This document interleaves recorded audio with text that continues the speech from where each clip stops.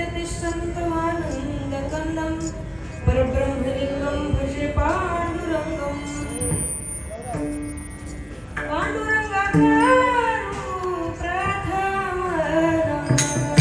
प्रथमरमण भाविक तुमचा अनुग्रह लाधलो पावन झालो चराचरी एका जनार्दनी तुमचा दास त्याची आस पुरवावी तुमचा अनुग्रह लाधलो पावन झालो चराचरी सेवेलागी सेवक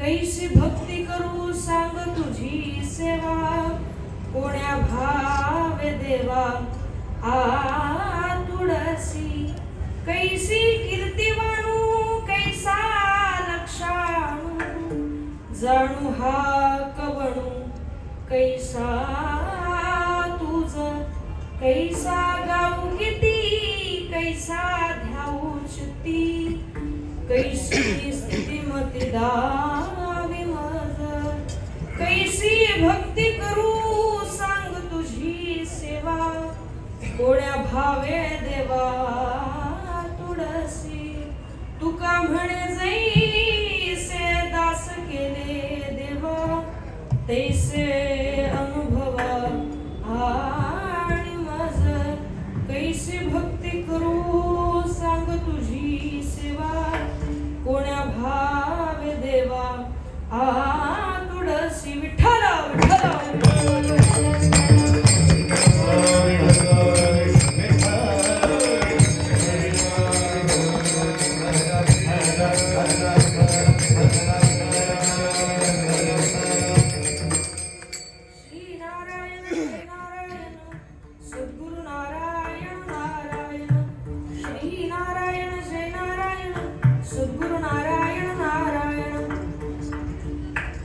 सर्व वारकरी साधकांच्या चरणी विनम्र भावाने अभिवादन करून कीर्तन रूपी सेवेला सुरुवात करते. निरूपणा करता गायलेला अभंग जगद्वंद जगद्गुरु तुकोबाराय यांचा. वारकरी जीवनामध्ये किंवा समग्र विश्वामध्ये मानवी जीवनाचं ध्येय काय असेल तर भगवत प्राप्ती आणि तुकोबारायांच्या अंतःकरणात असलेली व्याकुळता या अभंगात तुकोबाराय व्यक्त करतात.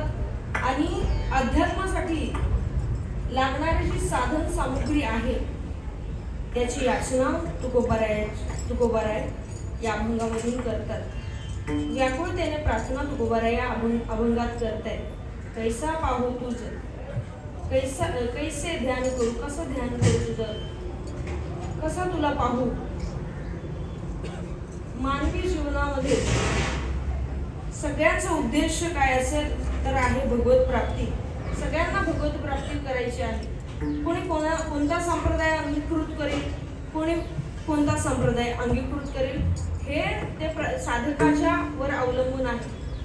कोणी योग करेल कोणी भक्ती करेल कोणी ज्ञान मार्ग जवळ करेल किंवा अंगीकृत करेल. तसा ज्ञान मार्ग अतिशय अवघड आहे. आता मी वृंदावनात गेलो होतो तिथे एक साधक आम्हाला भेटला. जवळजवळ 19 वर्षाचा साधक जवळजवळ अगस्तीच्या वयाच्या एवढा. आणि तो म्हणाला की ज्ञान मिळवण्यासाठी किती परिश्रम करावा लागतो.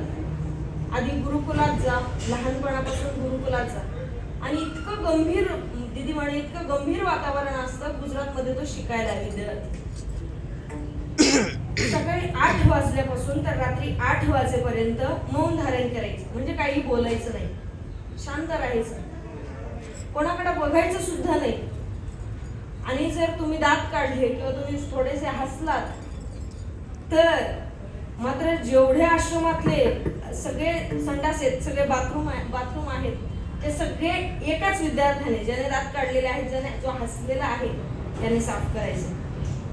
म्हणजे इतका ज्ञान मार्ग कठीण आहे इतका कठीण आहे. बसताना पद्मासनातच बसायचं वागताना ब्रह्मासारखंच ब्रह्मचर्याचं पालन करायचं. म्हणजे इतके समग्र आपण कुठेही गेलो का सहज आपण बघतो. म्हणजे काही आपण म्हणजे कसंही आपण कोणातही मिक्स होतो. परंतु ज्ञानमार्गी हा असा असतो तो निरंतर गंभीर असतो. निरंतर त्याच्यामध्ये गंभीरता असते. तो ज्ञानाचं अध्ययन करायला जातोय ना म्हणून त्याच्याकडे गंभीरता असली पाहिजे. आपण जिथं सिरियसनेस असला पाहिजे आपल्याला. कोणत्याही मार्गात तुम्ही असाल तर सिरियसनेस अत्यंत महत्वाचा आहे. नाहीतर आज आपण 60 वर्षाची 70 वर्षाची लोक जर आपण पाहिली तर तुम्हाला ट्रेनमध्ये जा बसमध्ये जा गेम खेळताना दिसतात मोबाईल पाहताना दिसतात. म्हणजे जीवनात काहीही सिरियस नाही काही जीवनाला उद्देशच नाही. काही मुली बघा फक्त देहासाठीच जगावं लग्न करणं हेच त्यांचा उद्देश असतं. काही मुलं बघा फक्त कॉलेजात जाणं आणि काहीतरी व्याभिचार करणं हाच त्यांचा उद्देश असतो. त्यामागे अध्ययन करून आपण कोणतरी मोठं व्हावं हा त्यांचा उद्देश असतो. आपण सामान्य म्हणून जन्माला आलो म्हणून सामान्य म्हणूनच मरणं ही आपल्या विचारातील दारिद्र्यता आहे. आपण आपल्या जीवनात काहीतरी उद्देश असला पाहिजे. स्त्रियांनी फक्त भांडीच घासणं हा स्त्रियांचा उद्देश नाही. आपल्या घरात अतिथी आला तर त्याची सेवा करणं, आपल्या घरामध्ये असलेले ग्रंथ जे आहेत, भगवद्गीता असेल, ज्ञानेश्वरी असेल, आपल्या मुलांना योग्य संस्कार देणं, मोबाईल सोडून आपल्या मुलांना योग्य वळण लावणं. एक नायिका आहे, नायिका म्हणजे हिरोईन आहे. त्या हिरोईनीने आजपर्यंत मुलाला मोबाईल दाखवलाच नाही. तो लहानापासून मोठ्यापर्यंत त्याने मोबाईल तिने दाखवलाच नाही. त्याला म्हणतात संस्कार. आपल्या जीवनात जेव्हा उद्देश आपल्याला मिळेल तेव्हा मात्र आपण आपल्या जीवनामध्ये सिरियस होऊ. आपण आपल्या जीवनाचा गंभीरतेने विचार करू. नाहीतर बऱ्याच जणांचं जीवन हे किड्या मुंग्यांसारखंच जगतायत. बहुतांश 90% लोक जगातील किड्या मुंग्यांसारखी जगतायत, खाण्यासाठी जगतायत. मग आपल्या जीवनात काहीतरी उद्देश असलं पाहिजे आणि ते उद्देश तुकोबाराय म्हणतात की ते उद्देश आहे भगवत प्राप्ती. भगवंताला शरण जाणं, ईश्वर प्रणिधानाने त्याला शरण जाणं हा आपला उद्देश आहे. अभंगाची अर्थवंदना म्हणण्या अगोदर अल्पसा परिहार देण्या अगत्याचा आहे. आज कैलासवासी देवकुबाई अनंत ठाकरे यांच्या प्रथम पुण्यस्मरणानिमित्ताने आज आपण इथे जमलेलो आहोत. त्यांच्या पश्चात त्यांचे सर्व आप्तेष्ट असतील. मुलगा श्री कैलास अनंत ठाकरे, श्री गुरुनाथ अनंत ठाकरे, श्री एकनाथ अनंत ठाकरे, श्री मंगेश अनंत ठाकरे, श्री विश्वनाथ बालाराम ठाकरे, श्री शिवनाथ बालाराम ठाकरे, श्री सोमनाथ बालाराम ठाकरे, श्री भरत शंकर ठाकरे आणि मुलगी सौ नंदाबाई विनोद म्हात्रे आणि सौ अंजनाबाई मीनानाथ म्हात्रे आणि सौ प्राजक्ता मीनानाथ प्रेमनाथ पाटील हे नाथ या सगळ्या आप्तेष्टांनी त्यांचं स्मरण, पुण्यस्मरण श्राद्ध का करतो आपण? कारण की आपण जगतो ना तेव्हा आपण चांगले जगतो. म्हणजे आपल्याला खायला असतं, प्यायला असतं. परंतु मृत्यूलोकाची यात्रा जर आपली संपली आणि आपण त्या परलोकात जर गेलो तर आपण कोणी नरकात जातं, कोणी जशी आपली साधना असेल, कोणाला वैकुंठ लोक प्राप्त होतो, कोणाला कैलास प्राप्त होतं, कोणाला नरकवास देखील प्राप्त होतो. मग आपल्याला माहीतच आहे की आपण तिथं जाणार. आपली क्रिया काम, क्रोध, लोभ हे नरकाचे 3 द्वार आहेत असं गीता म्हणते. आपण आपल्या शरीरात जर काम, क्रोध, विकार वाढले तर आपण अवश्य नरकाला जाणार. जो व्यक्ती जास्त याच्यावर धावतो, त्याच्यावर धावतो, याला चावतो, त्याला चावतो, तो माणूस निश्चितच नरकाला जाणार आहे. ज्याच्यामध्ये काम आहे, क्रोध आहे आणि लोभ आहे, जो पैशाचा हावरट आहे, त्याला पाहिजे पाहिजे पाहिजे, तो त्याचं तिकीटच नरकाचं आहे. म्हणून भगवत प्राप्ती हे आपलं साधन आहे आणि त्यात येणारे हे विकार आहे ते आपल्याला पूर्ण करून जायचं आहे. आणि जर आपण मेल्यानंतर गीतेत भगवंत म्हणतात की पतंतो पितरो हेशाम लुप्तो पिंडोदक क्रिया हा, म्हणजेच वर्णसंकर झाला तर ज्या पिंडदानादी क्रिया आहेत ते लुप्त होतील. म्हणून तू युद्ध कर. अर्जुनाला भगवंत म्हणतात की तू युद्ध कर, लढ. नाहीतर वर्णसंकर म्हणजे काय, जे आज घडतं ते. मुस्लिम मुलगी हिंदूला दिली जाते, हिंदू मुलगी मुसलमानाला दिली जाते. मराठीची असेल ती कोणातरी आग्र्याला दिली जाते, त्याला वर्णसंकर असं म्हणतात. जर असं वर्णसंकर होत राहिलं तर पिंडदानादी क्रिया आहेत त्या लुप्त होतील. म्हणून तू युद्ध करणं आवश्यक आहे, अर्जुनाला भगवंत गीतेत उपदेश करतात. म्हणून जर आपण वर पाहिलं, परलोकात जर आपण गेलो तर तिथे आपली काळजी घ्यायला कोणी नसतं. यमाचे जे दूत आहेत ते आपल्याला मारतात, तोडतात, झोडतात, सगळं काही यमाचे दूत करतात. मग तिथं आपली काळजी घ्यायला कोण आहे? तर तिथं आपली काळजी घ्यायला आपलं पुण्य आहे. जर आपण पुण्य प्राप्त केलं मृत्यू लोकात तर मात्र आपण तिथं सेफ राहतो. नामदेव महाराजांच्या मुखारविंदातून त्यांच्या कीर्तनात मी ऐकलेलं की आपण जेवढा वेळ साधना करतो, म्हणजे आपण उठतो, सकाळी प्रातः उठतो, उठल्यानंतर आपण बसतो, आसन घालून बसतो. प्रत्येकाची बसण्याची पद्धत निराळी. कोणी खुर्चीत बसतं, कोणी आसन घालून बसतं. बैठकवाल्यांना सुद्धा नियम असतो. रामदासी जे संप्रदायाचे आहेत त्यांना सुद्धा सकाळी असेच नियम असतात की जप करा. जे संप्रदाय असेल त्यांनी बसणं हे महत्वाचं आहे, ध्यान करणं हे महत्वाचं आहे. सगळ्यात आधी आपल्याला सांगितलं जातं की बसा आणि नंतर मग स्टार्ट होतं ते आपला जप स्टार्ट होतो, आपलं ध्यान सुरू होतं. आणि जर आपण 8 वाजता ध्यान करत असू, जप करत असू, तर तेवढा वेळ आपण सुरक्षित राहतो. जर आपला सकाळी 8 वाजताचा नियम आहे तर मेल्यानंतर, ऐका बरं का, बारकावेने ऐका, मेल्यानंतर 8 वाजता आपल्याला तो वेळ दिला जातो. मृत्यू लोक नरक लोकांमध्ये वेळ दिला जातो का महाराज तुमचा वेळ आहे जप करण्याचा, तर आपल्याला आसन दिलं जातं. मग आपण तिथं आपल्याला यमाचं देतो, आपलं काही वाकडं करत नाही. आपल्याला सिस्टमॅटिक आपलं सगळं ते काळजी घेतात त्या वेळामध्ये. का तर आपण भगवंताचं भजन केलेलं आहे म्हणून ती वेळ आपली. मग जर आपण निरंतर नामस्मरण केलं तर आपण नरकात जाऊ का? नाही जाणार. म्हणून भजन अत्यंत महत्त्वाचं.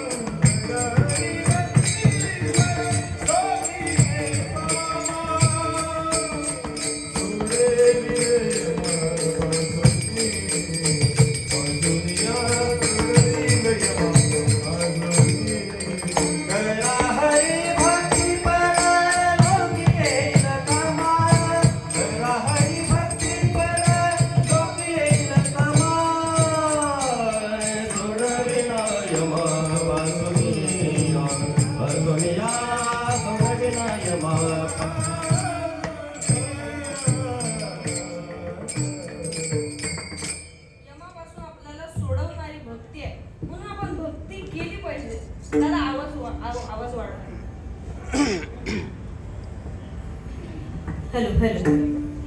तर प्रत्येकाला उद्देश असला पाहिजे, प्रत्येक जण सिरियस असला पाहिजे जीवनामध्ये, प्रत्येक जण गंभीर असला पाहिजे आणि आपण ते आपल्या मुलांमध्ये घातलं पाहिजे.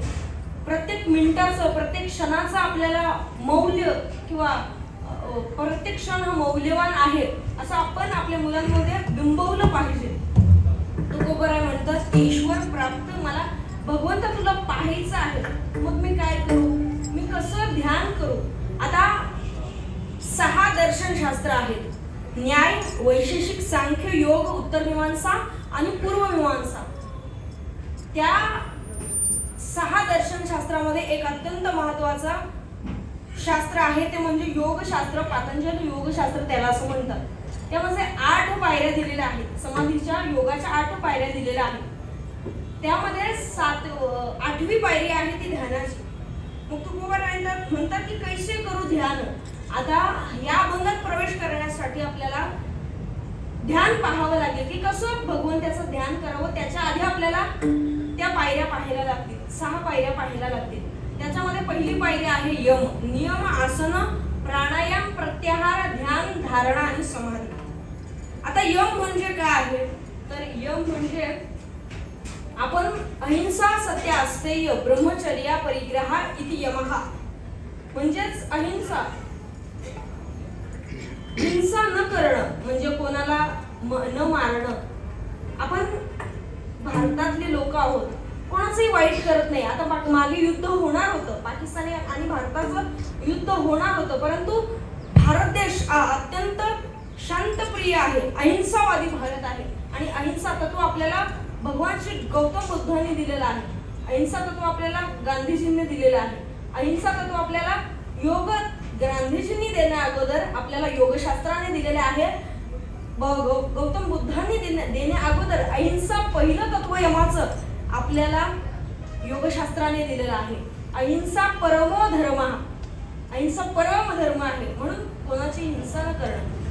तुम्ही जर ट्रेन मध्ये गेलात तर आपला जर धक्का, आपला जर काना कोपरा जर एखाद्या महिलेला लागला तर ती सहज ट्रेन मधली शहरातली महिला आपल्यावरती डोळे मोठे करते. मग ही देखील हिंसाच झाली, ही देखील हिंसाच आहे. मन, काया आणि वचनाने, वाणीने कोणाची हिंसा न करणे याला अहिंसा असं म्हणतात. अहिंसा, सत्य. आपल्या जीवनात अत्यंत आपण सत्य असलो पाहिजे. आपल्या जीवनात जे जे काही घडतंय ते दुसऱ्याला जसंच्या तसं अनुभव कथन करणं. म्हणजेच आपण आता आहोत भिवंडीत आणि आपण एखाद्याला सांगू ठाण्यात, तर ते सत्य नाही झालं, ते सत्य ते असत्य झालं. म्हणून सत्य जीवनामध्ये अतिशय महत्वाचं आहे.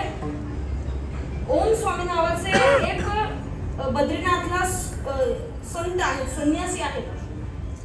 त्यांच्या जीवनामध्ये त्यांना सवय होती की थोडंफार कुठेतरी खोटं बोलायचं, थोडंफार एकदा दोनदा, कधीतरी वर्षातून आपल्याकडून चुका होतात, कधीतरी आपण खोटं बोलतो. मग त्याने असा निर्णय घेतला, त्याने देखील वेद वाचले असतील, त्याने देखील शास्त्र वाचले असतील, त्याने निर्णय घेतला की सत्य माझ्या जीवनात जोपर्यंत मी सत्य अंगीकृत करत नाही तोपर्यंत मला भगवंत प्राप्तच होणार नाही. ज्ञानोबा म्हणतात की वाचा केली माझी या सत्यवादाशिनी तपे, वाचा केली बहुत कल्पे. अनेक कल्पापर्यंत मी सत्य बोललोय, तेव्हा ज्ञानोबारायांच्या समाधीला आपण डोकं टेकतोय. आपण सत्याचं अंगीकृत केलं तर आपल्या देखील लोक पाया पडतील, आपल्याला देखील शरण जातील. परंतु सत्य अत्यंत महत्वाचं आहे. अहिंसा, सत्य, स्थैर्य, चोरी न करणं, हा देखील यमाचा एक नियम आहे. ही सामाजिक मूल्य आहेत. जसं आपल्याला लहानपणापासून शिकवलं जातं, बाबा चोरी नाही करायची, बाबा मारायचं नाही कोणाला, सत्य बोलायचं. माझ्या जीवनातील एक छोटासा प्रसंग सांगते. पुस्तकातील दृष्टांत दिले तर लोक आता बोर होतात. आमचेच महाराजजी भाषाप्रभू नेहमी सांगत असतात, तुमच्या अवतीभोवतीचे जे दृष्टांत तुम्हाला दिसतात ती दृष्टांत तुम्ही कीर्तनात सांगत जा, जेणेकरून ती तुम्हाला श्रोत्यांना जास्त इफेक्टिव्ह असतात, इफेक्ट त्यांचा जास्त पडतो, प्रभाव जास्त पडतो. तर जवळजवळ अगस्ती म्हणजे माझ्या मामाचा मुलगा जो इथे वाजवायला बसलाय तो, आणि मी असेल 5वी 6वीला, हा असेल 3री 4थीला. आंब्याची चोरी केली तेव्हा.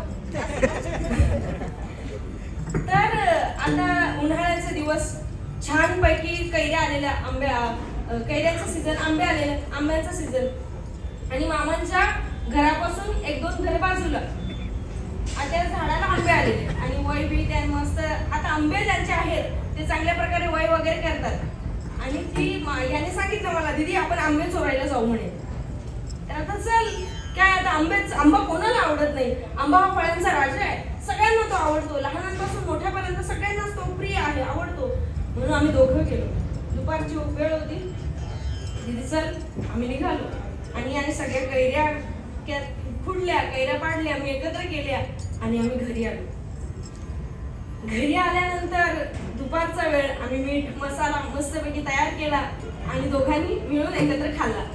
हे कोणाला माहिती नाही घरात, कारण की घरात दुपारचे लोक सगळे झोपलेले असतात, दुपारी सगळे लोक, आणि आंबेवाले सुद्धा झोपलेले असतात. तर त्या शुभम ते मामाची ती मामी आली बाहेर आणि तिला समजलं आंबे कोणीतरी चोरले, आंबे चोरले कोणीतरी. आणि तिला कसं काय माहित झालं काय माहित नाही, पण ती नंतर आमच्या मामाच्या दाराशी आली, म्हणजे दारात आली, आणि ती काय बोलू लागली, खूप काही बोलू लागली. जसं चोरी केली तर जसं ऐकावंच लागतं ना, आणि ते शब्द इतके अपमानित असतात, अपमानित करणारे असतात की ते शब्द आपण सत्य जो वागतो तो ऐकू शकत नाही. जसं हृदय कोमल आहे तो ऐकू शकत नाही. हा आपल्या भाषेत ते करू लागली. आणि मग ते झालं सगळं, आणि तृप्ती शेजार होते, सगळे ते ऐकत होते काय, आणि मला ते ऐकवलं जात नव्हतं, म्हणून मी आतल्या रूम मध्ये कडी लावून बसले आणि अगस्ती वाटतं ऐकत होतं काय बोलत होते ते. नंतर मग ती गेली, नंतर ती मामी गेली, निघून गेली. नंतर तृप्ती माझ्यावर आली, दीदी तुम्ही चोरी केली म्हणे. हो बरं, चोरी केली आम्ही. पण ते अपमानित झालेले शब्द हृदयाला इतके लागले की याच्या पुढे जीवनात कोण कधीही चोरी करणार नाही. आपल्या जीवनात अशा काही गोष्टी घडत असतात की ते आपल्याला शिकवण्यासाठी आलेले असतात, आणि त्यातून आपण शिकून घेतलं पाहिजे, तेव्हाच आपला निर्माण होतो. विठ्ठल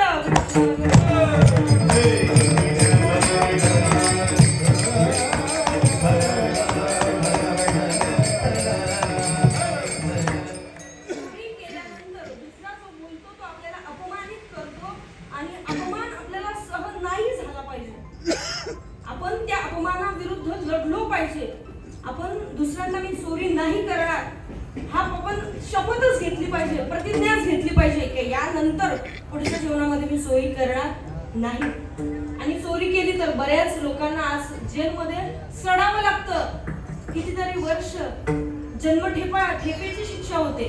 म्हणून जर लहान लहान मुलं अशी चोरी करत असतील तर त्यांना सांगितलं पाहिजे की तो अपमान तुला आतून सळला पाहिजे आणि याच्यानंतर तू प्रतिज्ञा कर की जीवनात कधीही चोरी करणार नाही.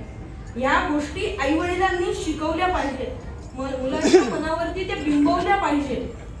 लहान लहान गोष्टीतून मुलं शिकत असतात. तर अस्तेय चोरी करू नये. ब्रह्मचर्य ब्रह्मासारखं वागणं, देवासारखं वागणं ब्रह्मचर्य. पुढे येऊन अपरिग्रह म्हणजे कोणत्याही गोष्टीची कोणती गोष्ट परिग्रह म्हणजे साचवून न ठेवणं. आपल्याला सवय काय असते, कुठेही तीर्थक्षेत्रावर जा, आपल्याला आवडेल तो देव आपण घरी येतो. आपल्याला साईबाबा आवडला, आपण शिर्डीचे साईबाबा घेऊन येतो. आपल्याला पंढरपूरचा श्री विठोबा आवडले तर विठोबा घेऊन येतो.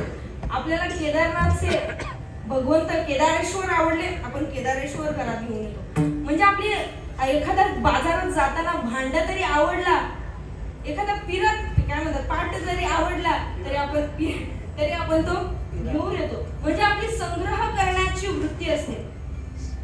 आणि ही संग्रह करण्याची वृत्ती जेव्हा जाते आपली, तेव्हा खऱ्या अर्थाने आपण भक्त होतो, तेव्हा खऱ्या अर्थाने आपण योग मार्गी होतो किंवा साधक होतो. म्हणजे आपली जी जमवण्याची जी कला आहे किंवा आपल्याला हॅबिट झालेली आहे, सवय झालेली आहे.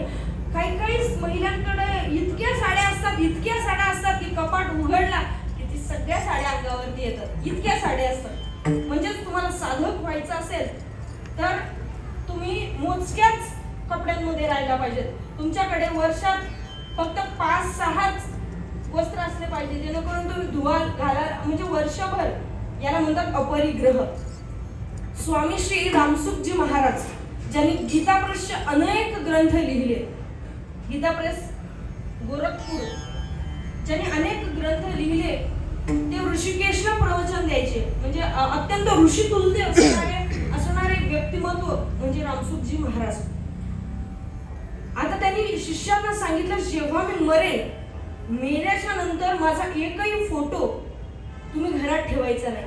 माझी एकही गोष्ट, माल असेल, माझं कमंडलो असेल, माझा आसन असेल, एकही गोष्ट माझ्या आश्रमात ठेवायची नाही. सगळ्या दान देऊन टाकायच्या, सगळ्यांना दान देऊन टाकायचे. आणि दान देताना सांगायचं की ही गोष्ट माझी नाही. म्हणजे सहज म्हणून दान द्यायची. माझा महिमा तुम्ही त्या गोष्टी मागे सांगू नका. आणि त्यानंतर स्वामी श्री रामसुखदासजी म्हणाले की मी जेव्हा मरेन तेव्हा माझा देह सुद्धा साठवू नका, माझ्या देहाची हाडं सुद्धा साठवू नका, ती गंगेला द्या म्हणून. गंगेला समर्पित करा. जसं आपण नाशिकला जातो आणि हाडं समर्पित करतो, तसं इतका अपरिग्रह साधू संतांकडे असतो. आणि त्यांचं जेव्हा निधन झालं, जेव्हा ते भगवंतात लीन झाले, तेव्हा त्यांची चिता जळत होती. आणि चिता जळल्यानंतर शांत होते आणि खाली काय उरते, राख उरते. आणि राख उरल्यानंतर असा काही मातेला पूर आला, असा गंगा मातेला पूर आला. आणि असं काही विराट स्वरूप गंगा मातेने घेतलं की जिथं त्यांची ती राख होती स्वामी श्री रामसुखदासजींची, तिथं गंगा माता स्वयं आल्या, हळूहळू वाढत गेल्या. त्यांना स्वतःला पूर आला. गंगा मातेने विराट स्वरूप धारण केलं आणि त्या चितेला आपल्या स्वतःमध्ये गंगा मातेने सामील करून घेतलं. म्हणजे इतके संत दिव्य असतात, इतका त्यांचा अपरिग्रह. साधू संतांकडून हे समजण्यासारखं आहे, साधू संतांकडून हे घेण्यासारखं आहे. तुम्हाला एखादा साधू ओळखायचा असेल तर तो कसा ओळखावा, कसा साधू ओळखावा? ज्याच्या घरात गेल्यानंतर, तुम्हाला घरात पाऊल ठेवल्यानंतर दिसावं की जिकडं तिकडं त्यांचेच फोटो आहेत, जिकडं तिकडं त्यांचेच फोटो आहेत. समजावं की wrong number, this is a wrong number. आणि पाऊल ठेवल्यानंतर समजावं की श्री गुरूंचे फोटो आहेत, भगवंताचे फोटो आहेत. समजावं की योग्य व्यक्ती आहे. पण जो स्वतःचीच वाहवा करतोय, स्वतःलाच मोठं मानतोय, तो खऱ्या अर्थाने साधू नाही, तो खऱ्या अर्थाने महात्मा नाही, अपरिग्रह. यमहा एका या मुद्द्याचा, यमाचा ध्यान करण्यासाठी यमाचा विस्तार एवढा विस्तार होऊ शकतो